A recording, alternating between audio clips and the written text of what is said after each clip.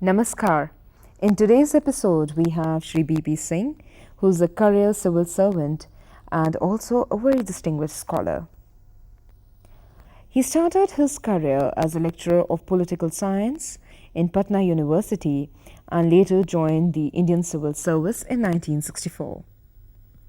He was educated in a village school and subsequently in the universities of Patna and Oxford. He has been the recipient of several awards and fellowships, including the Jawaharlal Nehru Fellowship between 1982 to 1984. His publications include Threads Woven, Ideals, Principles and Administration, The Cultural Renaissance and the Indian National Congress and the Problem of Change, a study of Northeast India. He has also authored several articles and monographs on culture, ecology and public administration. His book is India's Culture, the State, the Arts and Beyond. In the preface of his book, Shri B P Singh says, India's role in the world of future lies in the hands not only of the politicians, bureaucrats and military men, but rests very significantly with creative persons in the realm of art and culture, philosophy and science and education. We have invited in our studios Shri B P Singh and Arvind Das, editor Biblio, to discuss the book for you. It is said that man does not live by bread alone.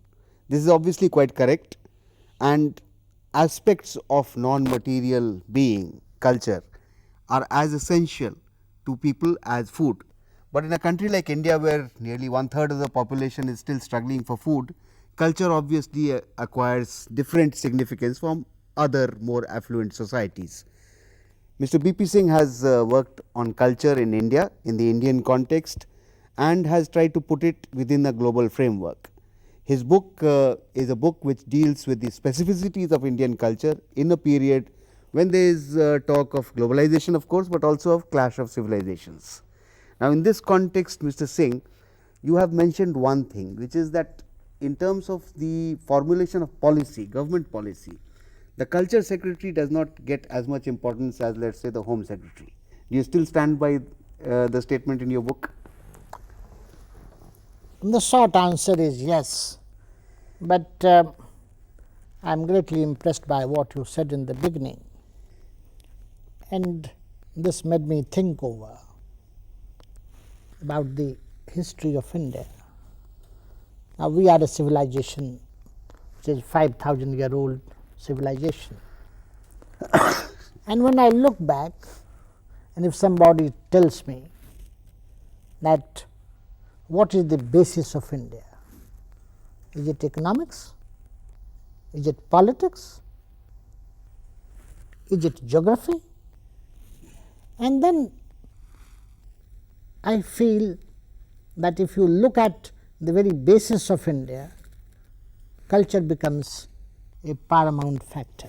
If that were so, there would, for instance, be no division of India and Pakistan. If you look at the history of the last 200 years, we have failed on certain aspects, and that failure, the inadequacies of cultural integration, if you want to call it, and what I think is the correct expression, led to this kind of division.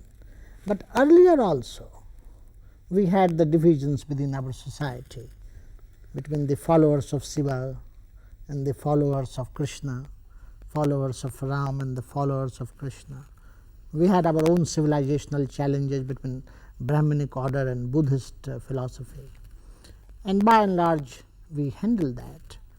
But here was an alien factor which was very important, and this factor led to something which is partition, and this factor has persisted, and even in today's world you find that the divisions are on account of alien factors. That happened to the breakup of the Soviet Union. Would you call this an alien factor?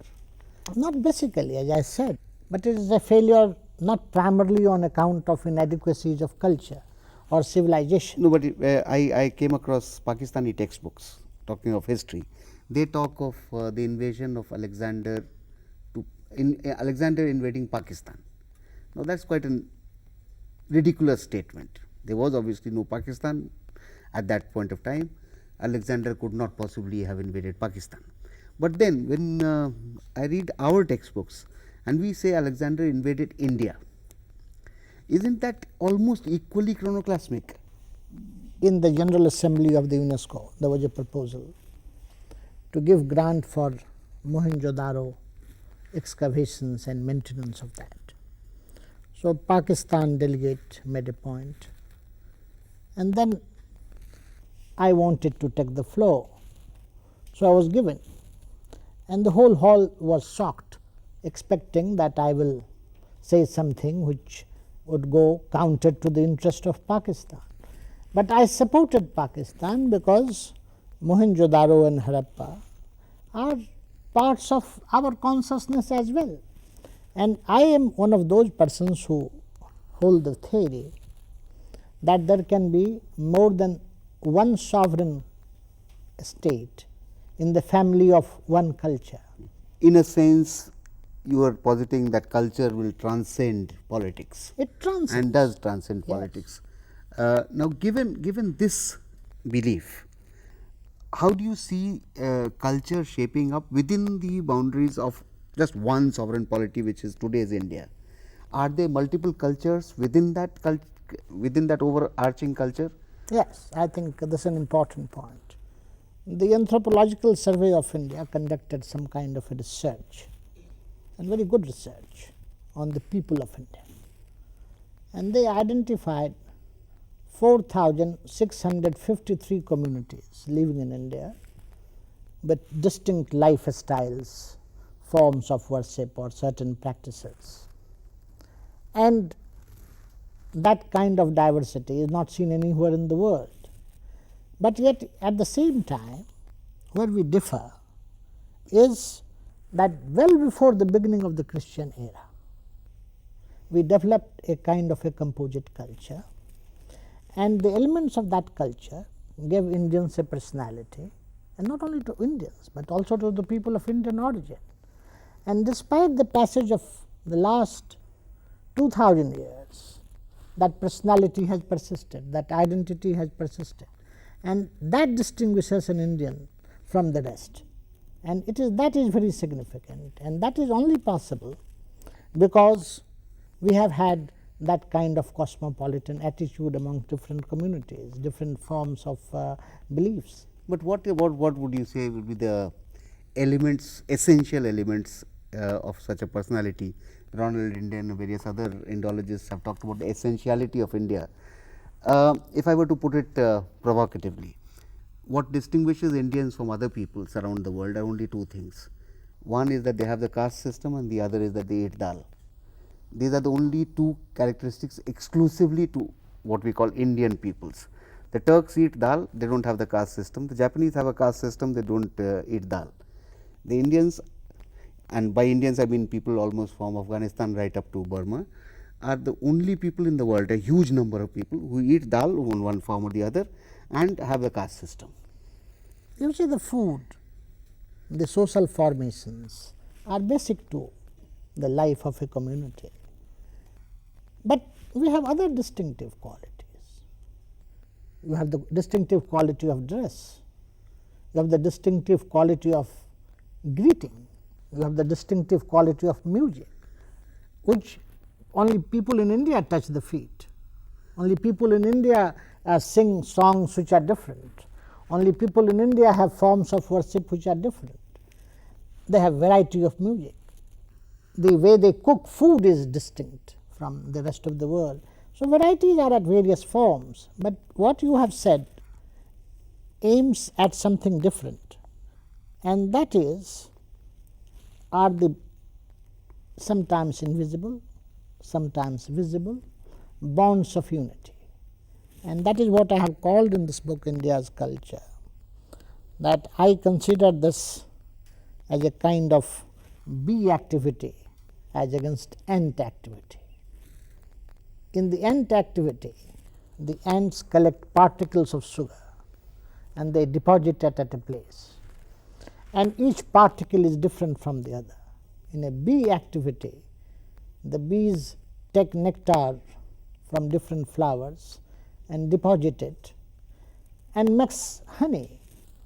But I am also deeply conscious of the fact that the honey that you taste on the bank of Brahmaputra in Assam, or the bank of Ganga in Bihar, or the bank of Satluj in Kashmir, they taste differently, but they are all Indian honey, and that is the beauty of Indian culture. That is the kind of cohesion that it brings. In your book, you have emphasized two essential elements of Indian culture. One is its unity in diversity, and the other is the necessity of pluralities within this culture. Yes. As you said, the honey on the banks of the Brahmaputra tastes slightly different. It is honey, but it tastes different from honey in on the banks of the Narmada or the Kaveri. Yes. Now, these pluralities in a sense are being lost today, and there are various reasons for it. One is of course, the force of the market, which homogenizes.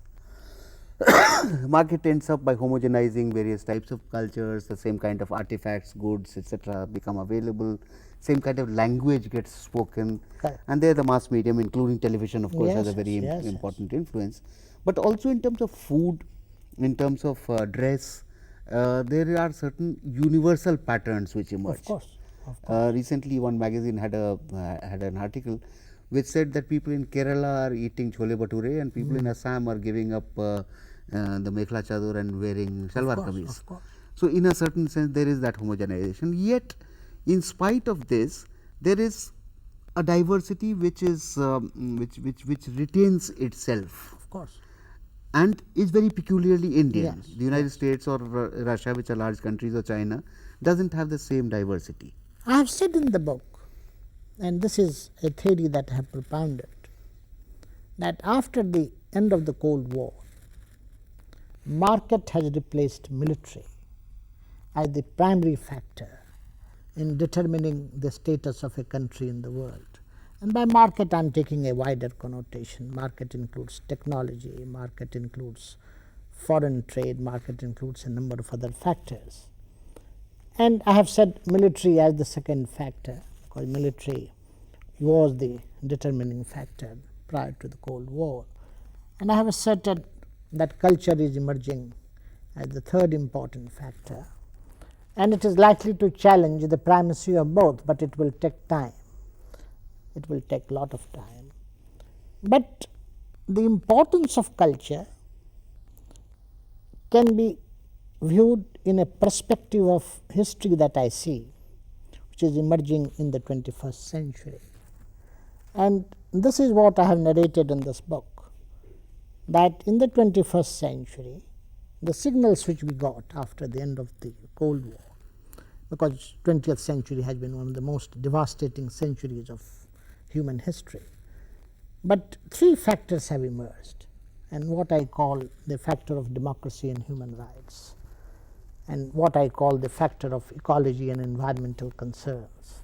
And the third factor is what you have rightly said, cultural pluralism, not uniformity of culture despite what modernization demands and modernization is bringing about. So, if democracy and ecology support culture, if culture and ecology support democracy, you will have a society which would be much better than what society we had built in the 20th century. And the 21st century should be a more humanistic, a more ecologically concerned society, and cultural values would emerge or re-establish itself. It is there, the flow is there, you can see the water flowing. One of the characterizing features of your book is that while you are talking of the present and the future to some extent, you are also drawing a great deal from the past, and both the recent past as well as the distant past in Yes, terms of the evolution yes, of culture. yes. Now, in that context, I would like to pose to you a conundrum. Around the 3rd century BC, Yes. both India, or what was India then, and what was China then, got united under Yes. imperial regimes. Yes. In the Indian context, it was Ashok, Yes. and in the Chinese context, it was Emperor Qin. Yes. Now, whereas Emperor Qin, after unifying China, ordered that all Chinese must use the same language Yes. and the same script, Yes. Ashok himself got his inscriptions carved somewhere in Kharoshti, somewhere in correct. Brahmi, Correct. and so on. Now, even at that point of time, why is it that it was plurality which informed the behavior of Ashok, whereas it was uniformity or homogenization which informed the behavior of the Qin You emperor? see, the answer is found in, to some extent, in the memoirs written on Huensang, to your question. Huensang, who you know, came in the 7th century, spent several years here. He felt that he was born to give a strength to the Chinese civilization, and he had to encounter a lot of problems in his country in coming over here. Several times he felt that he would be killed. But he said, which country can give a strength to Chinese civilization? He listed 2 countries, Japan and India, and he said Japan is an inferior civilization compared to China, according to him. So he said only India can give us civilizational strength. He came, and naturally he worked for this. And this work was of such great value that during the 8th and 9th century, there was a myth or a cult developed in China which said that if you do good work in this life, in next life you will be born in India. Now, it is that plurality which impressed Huensang. And of course, the Chinese have a continuous civilization like ours, and the Chinese civilization, I must say, in terms of its own genius, has solved the many problems of integration of various belief systems, and they are doing very well in respect of handling modernization issues also. This is commendable in terms of their own civilization. But every country has its genius, and the Chinese genius is different.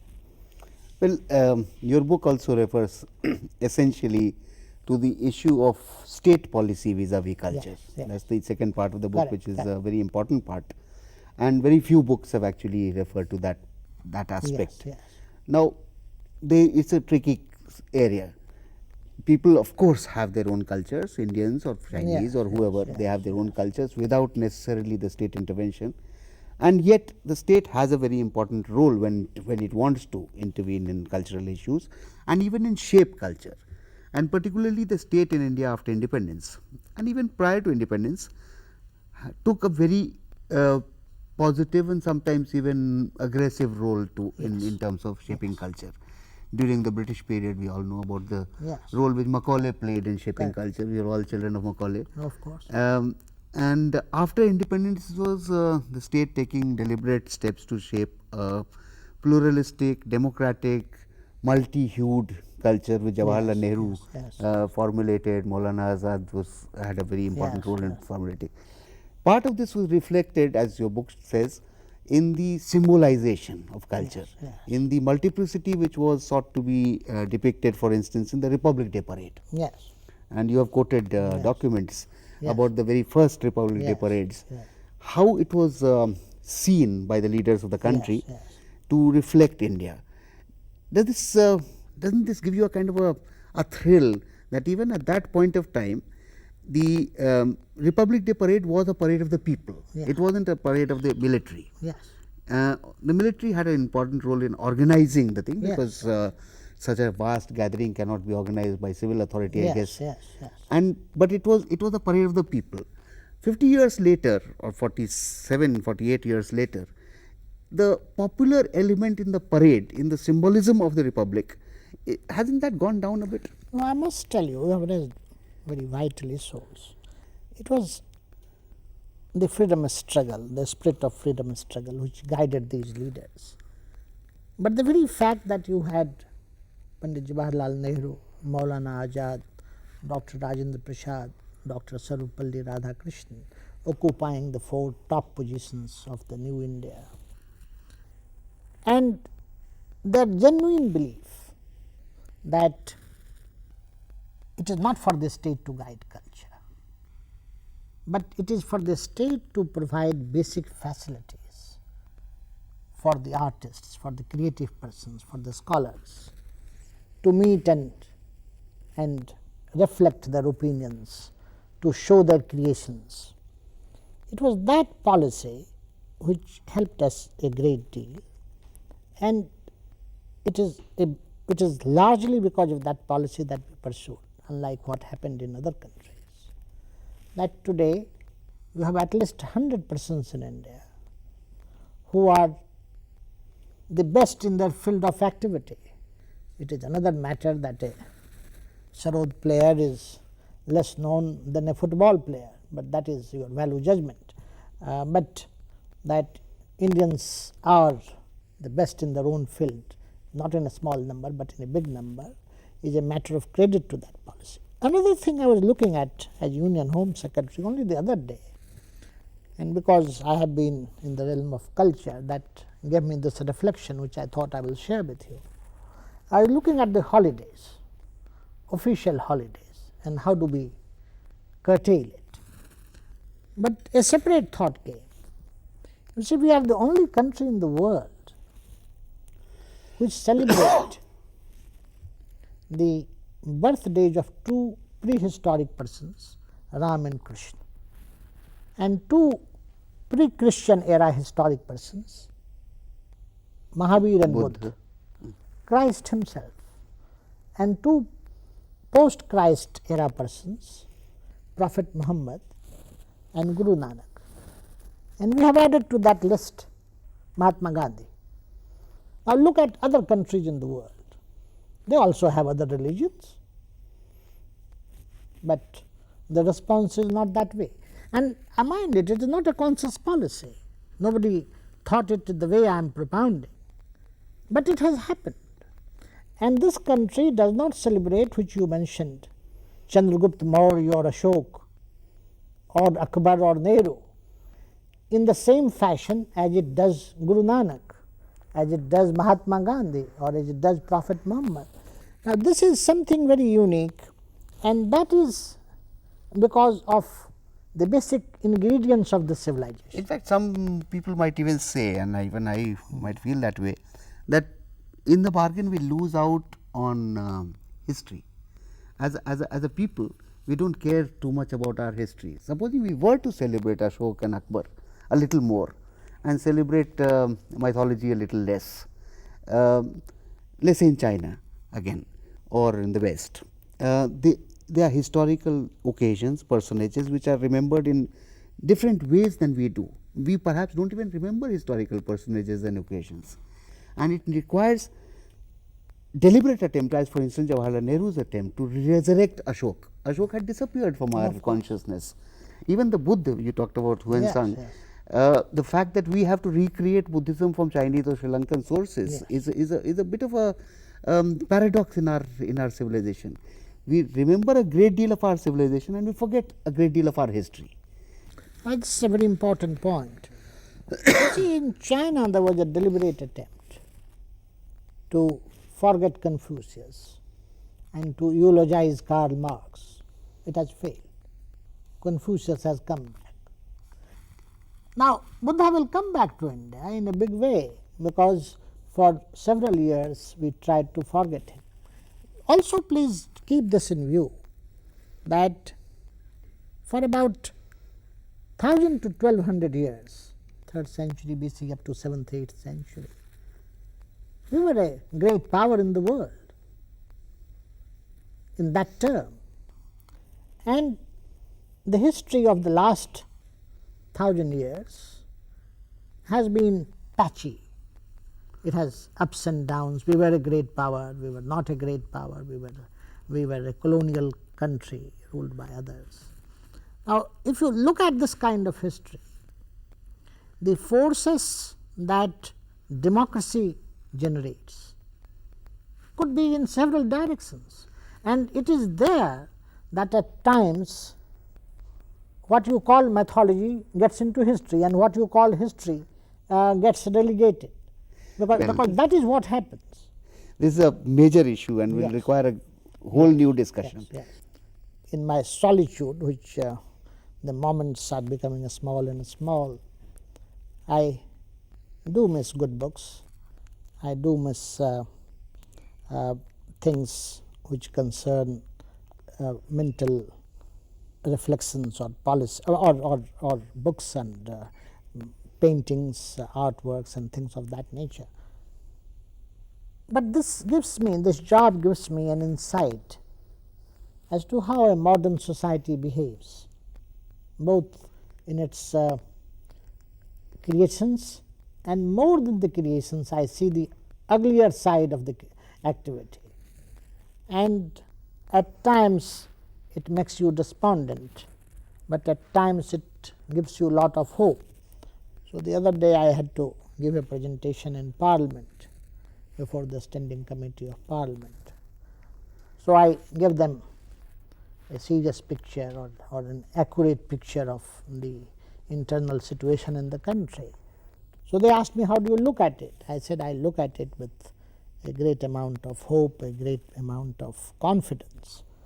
And I said, I compare the Indian state to a huge automobile of 32 wheels, calling 25 states and 7 union territory as 32 wheels. And I said, this automobile is on the onward march, but at times there is a loud burst because one tire gives way.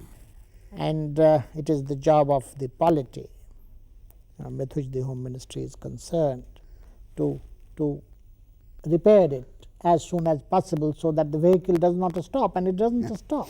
Well, I started by referring to a statement in your book that the Culture Secretary does not get as much importance as the Home Secretary. Now that you have been both Culture Secretary and Home Secretary, you are in the best situation to say that it is not really the job, but the man who holds the job which really is important.